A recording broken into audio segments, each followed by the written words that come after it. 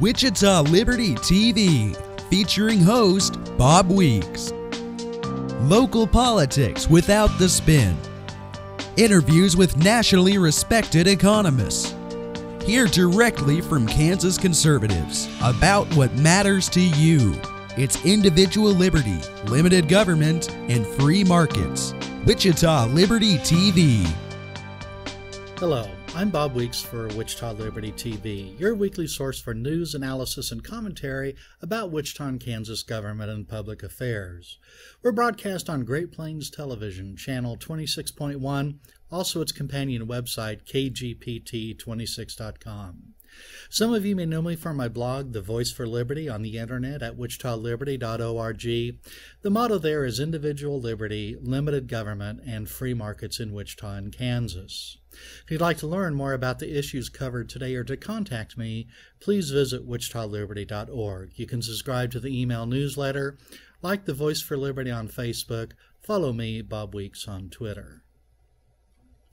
Well, this week on Wichita Liberty TV, Jeffrey Tucker is Chief Liberty Officer and founder of Liberty.me, the global liberty community with advanced social and publishing features. He is also Director of Digital Development for the Foundation for Economic Education, Executive Editor of Laissez-Faire Books, Research Fellow at the Acton Institute, Policy Advisor for the Heartland Institute, founder of the Cryptocurrency Conference, member of the editorial board of the Gustav Molinari Review, and author of 5 books. He has written 150 introductions to books and many thousands of articles appearing in the scholarly and popular press. His new book is Bit by Bit, How P2P is Freeing the World. Now, Jeffrey Tucker. Well, Jeffrey Tucker, welcome to Wichita Liberty TV. Thank you for having me. Well, viewers of Wichita Liberty TV are familiar with a little bit of your work. About 2 years ago, the city started offering rebates to purchase low water usage appliances like a low flush toilet. So I relied upon your book, Bourbon for Breakfast, which had a chapter titled The Relentless Misery of 1.6 Gallons, where I think brilliantly you bring out that we thought we got rid of the toilet plunger in people's homes, but no, government puts it back in there for us. Absolutely. So, yeah. But you're in Wichita this week to talk a little bit about your new book, Bit by Bit, How P2P, person to person, I think that is freeing the world. So the book is a lot about Bitcoin, but it's about even more than that, isn't it? It is. This is a more general trend.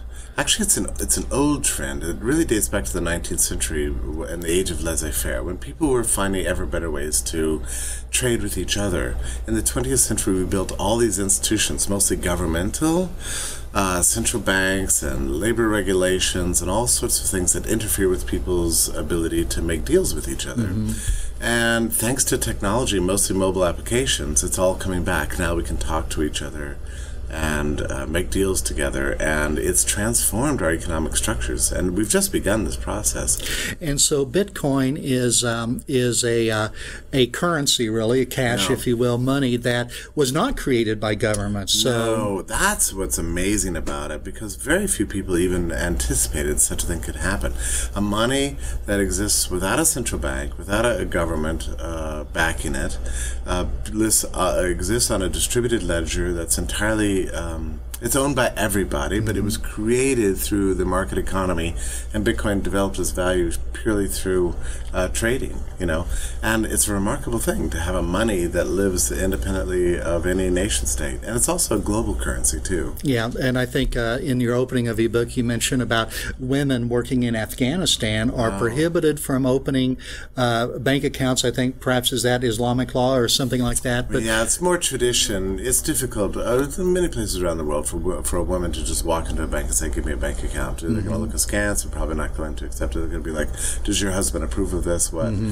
So, yeah, for many women in Islamic countries in particular, Bitcoin has been an unbelievable liberation, because now they can get paid for their work. They're doing internet work, doing coding work, graphics design, whatever, for anyone in the world, and get instantly paid for their work just on their smartphones without having to ask anybody's approval. Yeah, That's pretty awesome. awesome. So the local government may not even be aware that this is actually happening. There's no way you can track Bitcoin in that way, or much less control it, because you don't need a bank. You don't have to fill out forms. You don't have to have credit approvals. You don't have to do anything.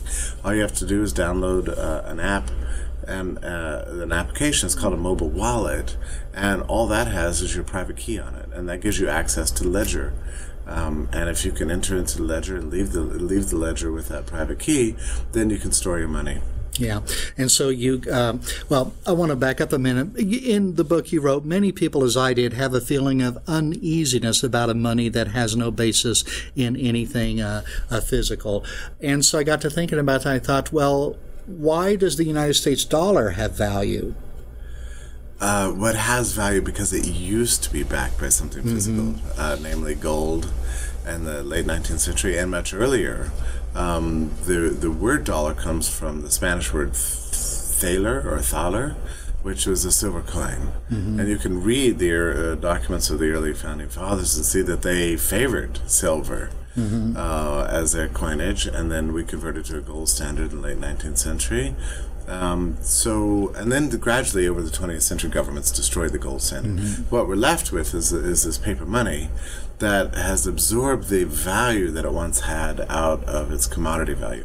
The strange thing about Bitcoin is it never had that commodity value. Yeah, there's nothing really behind it. Well, and it took me a long time to figure this out, because I believed in Bitcoin before I understood it. And gradually over time, I began to think about this more and more. And essentially, what it comes down to is this: Bitcoin is backed by a service, and that service is the capacity for exchanging units of information peer-to-peer on a global basis in a form that's immutable and non-forgeable and non-reproducible. And that's kind of an awesome technological innovation. It solves a problem that's existed since the ancient world. Nobody was able to do it. Bitcoin figured out how to do it. So this is all done through a network of computers. It's also open source programming, which, for people who don't know, that means that it's not a secret computer program that somebody owns like Microsoft or whatever. It's code that's freely available. Anybody can look at it. Not only is that a good thing, but if there are problems with the Bitcoin code, this open source nature of it makes it more likely that people will find those flaws before they can be exploited. Everybody's desperate to find flaws. I mean, if you find a flaw in the Bitcoin protocol right now, you're famous immediately, Well, plus, if you could find out a way to steal them, you could be rich, too. That's true. In a bad way, but that could certainly happen. Yeah. Well, and it's great, too, because governments can't really stop it, because there's no central point of failure. They can always stop Microsoft or Apple or Samsung from doing something, or General Motors, but you can't stop an open source protocol that no one in particular controls. Well, hold on to that idea about government regulation, because we're going to take a moment off for a commercial break. I'm Bob Weeks for Wichita Liberty TV.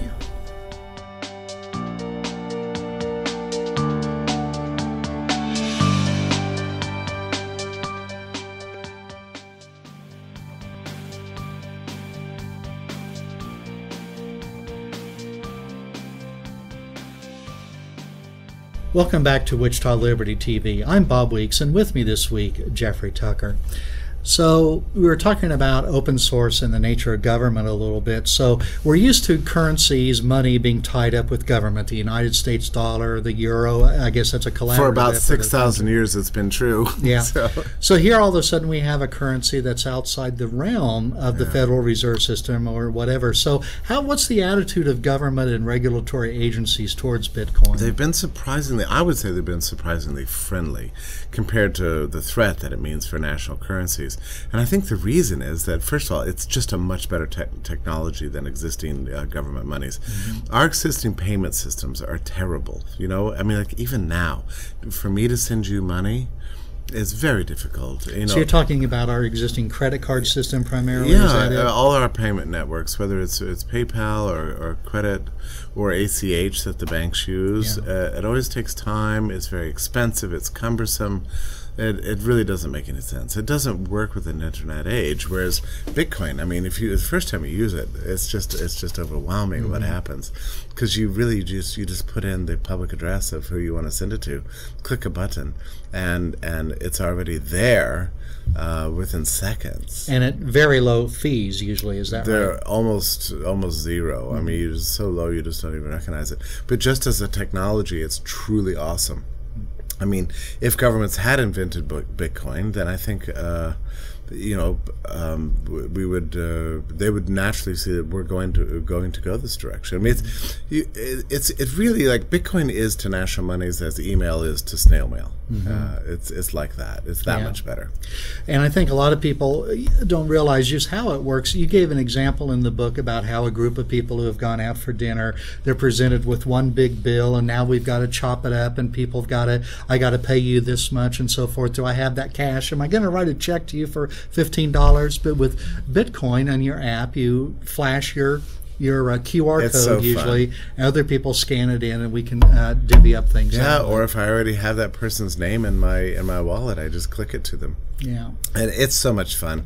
I loved going to dinner with Bitcoiners for that reason. We just trade Bitcoin back and forth, and just it's fun to use. I never get tired of it because it's just so awesome to see money move that quickly.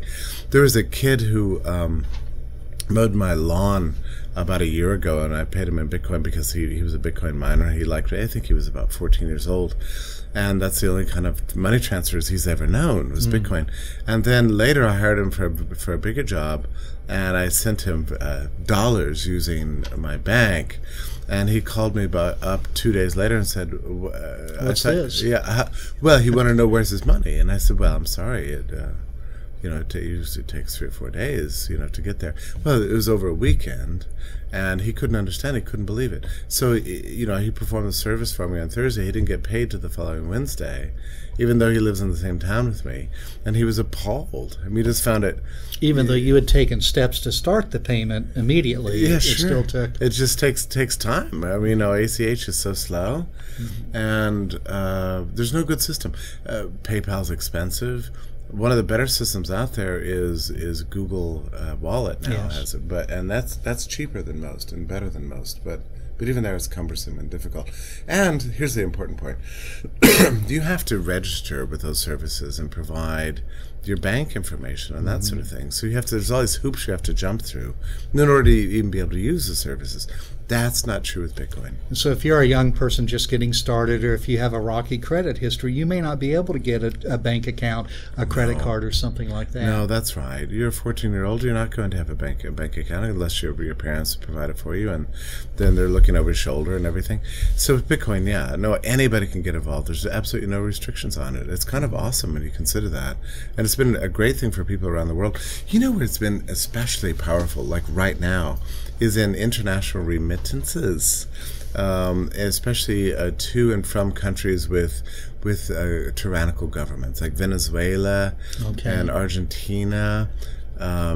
People are figuring out that you can use Bitcoin to get money in and out of the country so quickly, and so Bitcoin's very familiar in these countries, and more so. In fact, you can go right now, if you want to shop for an apartment in Argentina, they're all priced in both Argentinian currency, which I think is $1, I can't remember, and Bitcoin. Bitcoin, too. Yeah, so you can see them right there online. Bitcoin's very popular in these countries. Now, you mentioned something about the young man who mowed your lawn, that he was a Bitcoin miner. So that's something that is kind of something where these Bitcoins are just created. How does that process work? Well, what's happening, mining is a metaphor. The whole Bitcoin protocol was designed to look and feel like gold, So they call it mining, but what it really is doing is you're volunteering your CPU power of your laptop or your computer, whatever it is, or however many you want to hook up together, to provide verification services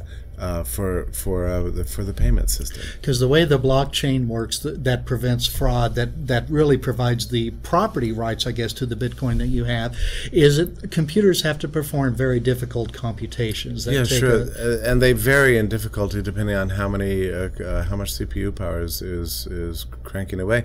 If you know, 4 or 5 years ago, it was extremely lucrative to hook up your computer and mine Bitcoin. Mm-hmm. Now it's not so much, because most of the Bitcoin miners have migrated to places like China where the electricity is cheap. I see, because it does take a lot of electricity to run these computers to do all the tremendous calculations that have to be done to produce the Bitcoins. But if you do it, you get to be the first owner of Bitcoins. That's why they call it mining. It's the same thing if you're mining gold out of the mountain. If you find the gold, it's yours. So it's the same way in Bitcoin. If you're providing your CPU power, then you're rewarded by being owner of some part of Bitcoin. So a lot of people say, well, how can Bitcoin have any value? Well, first of all, the system, whatever the algorithms and our limit the rate at which Bitcoin can be mined.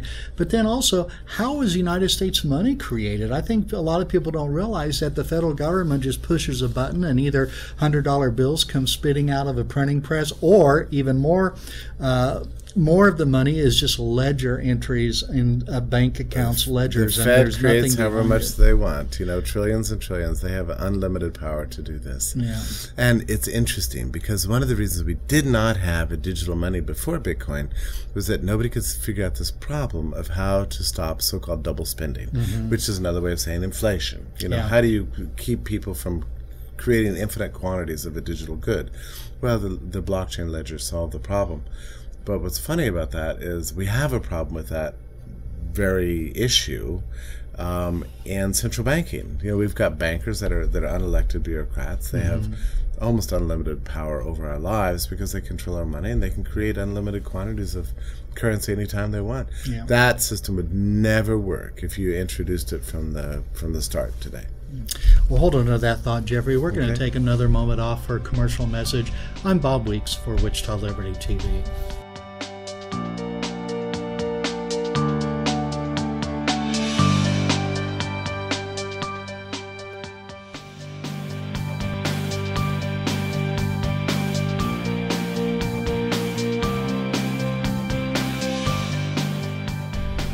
Welcome back to Wichita Liberty TV. I'm Bob Weeks, and with me this week, Jeffrey Tucker. So I guess the upshot is that Bitcoin is a distributed currency. There's no central authority. What other areas of the economy are moving or drifting or maybe splunging forward in that direction? So many. It's been marvelous to be alive the last 5 years because we've seen this whole sector of peer-to-peer economics, just burgeoning all over the place. Just this last week, I visited the offices of Uber in San Francisco and got a full tour. Wow. And it's remarkable because this is a peer-to-peer ride-sharing service where people just want to drive and other people want to ride, and Uber's there to make the transition. Make the intersection between the two. And the employees are sitting watching these trades happen all over the world. It's a global company, and it's an awesome thing to behold. And the amazing thing is that they're breaking down government monopolies all over the world. And can you imagine how thrilling it is to sit in a building like that and watch these hundreds of employees just on their laptops clicking away? I thought, here are these quiet revolutionaries breaking down government monopolies all over the world without violence, just with intelligence, using their coding brilliance to connect people with the desire to add value to each other's lives. And just through that technology, we're seeing monopolies break up all over the world. But not everybody agrees with that philosophy, and as you know, Uber has faced some fierce resistance. It's been run out of some cities or countries, and hasn't been a smooth transition, has it? No, but what Uber does, it just goes in to say, Uber doesn't go in. What it does is it takes applications from somebody in a city who wants to drive, and they look at them and they say, well, you seem presentable, you're approved.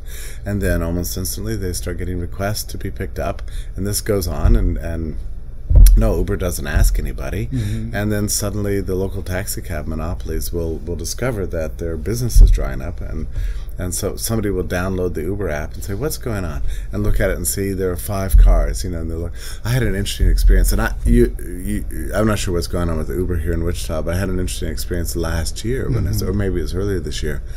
I was at a downtown hotel, and I asked the clerk at the front desk there, do you have Uber? She said, no, we don't have Uber. I said, well, how long will it take to get a taxi? And she said, well, yeah, it could take about 45 minutes. And I thought, well, this is crazy. And I just on a lark, I'd pulled up my app, and sure enough, there were 5 cars within a square mile of that hotel, so waiting to pick me up. If I remember, that was just about this time last year, and Uber had been in Wichita maybe just 6 or 7 weeks at that time. But still, it's something that it really appeals to young people too, I think. So it's surprising that there's been so much resistance. Well, to it. and when I was here in Wichita last time, I talked to all the drivers, and they're wonderful people, people who said, well, I have a full-time job, but, I go home, crack open beers, watch the game. One day I thought, well, I could probably be producing things and making value for other people instead of doing this dumb thing. And so they signed up to be an Uber driver. There was one woman who was driving me around in Wichita who, so let me mention 2 cases. One was a single mother who had 2 kids in college, and she really faced a lot of financial burdens. She said her opportunities with Uber have made it possible to give her kids a better life and have a greater chance of making it through college. But that touched me very deeply. I mean, this is a woman who's a lot of struggles in life, and Uber came along and said, you're a valuable person, here's something you can do. Another case was a new immigrant who faced difficulties with language and cultural connection to local businesses and couldn't really find a job. So he signed up with Uber, and he was within a week driving around town helping people in Wichita get to where they needed to go safely, quickly, and cheaply. Yeah, well, that's really... It's hard to understand. But I mean, the only reason people object to Uber is because of these little monopolies, between municipal governments and these old line taxi cartels of taxi companies. And these taxi companies, what they do is that they give money to the politicians to run their campaigns, and they get off in office, and the politicians repay the favor. Yeah, they repay the favor by protecting their monopolies. There are a couple other famous examples of the peer-to-peer economy, like Airbnb is probably the biggest, where people can rent out rooms in their homes as though they was like a hotel. And hotels don't like that. Hotels don't like it, and also the zoning boards don't like it, because it means that anybody can just stay anywhere. I love Airbnb so much. It's also an opportunity to meet really wonderful people, actually. People who open up their homes to strangers. The other thing that's interesting about the P2P economy is a lot of it exists on reputation. So, for example, Uber, I get rated as a passenger, and I rate my driver too, so we're evaluating each other, which gives us both an incentive to behave and be the best. It's the same thing with Airbnb. If you go to somebody's house and you trash the place, they're going to downgrade you as a customer, and you're going to have a hard time getting anybody to accept your bids in the future. But if you behave and you clean up after yourself and everything, then you get a high rating, then everybody wants you. So you can see the peer-to-peer economy is sort of improving everybody's behavior across the board. Yeah, it's really, I think, the decentralization of regulation, because instead of a government agency rating restaurants or rating hotels or whatever it is, going there once every 6 months or whatever, they get rated every day by the people who have actually stayed in there or stayed in the hotel, used the Uber driver, whatever the case may be. I like that. What'd you call it? The privatization of regulation? Decentralization. But privatization, that's another good thing. I think I'm going to have to just take that from you, because I think that's really, really good. Because there will be regulation. It's a question of who does it. My Bitcoin address is on my website, so you can send me anything like that. Well, Jeffrey Tucker, it's been a pleasure. Thank you for appearing on Wichita Liberty TV. Thank you for having me. And that's all the time for this week on Wichita Liberty TV. I'm Bob Weeks.